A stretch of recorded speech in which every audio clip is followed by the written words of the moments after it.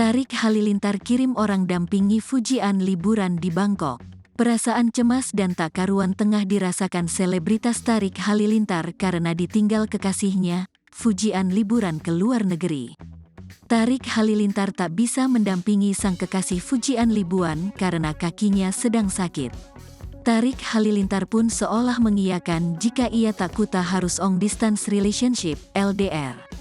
Iya, aku lagi LDR.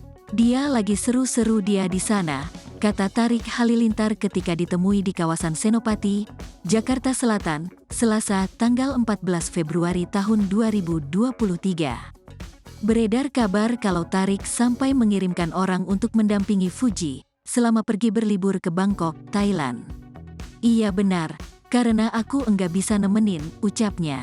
Adik dari Atta Halilintar ini tak mau memaksakan diri untuk ikut Fuji liburan ke Bangkok, karena ia berharap kakinya cepat sembuh agar bisa tanding voli pantai Media Clash KUT Entertainment dan AHHA.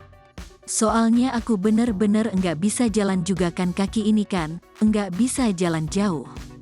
Apalagi kalau di Bangkok kan kalian tahu sendiri, ngeliat makanan dan yang lain-lain, jadi banyak diemin kaki aja, jelasnya.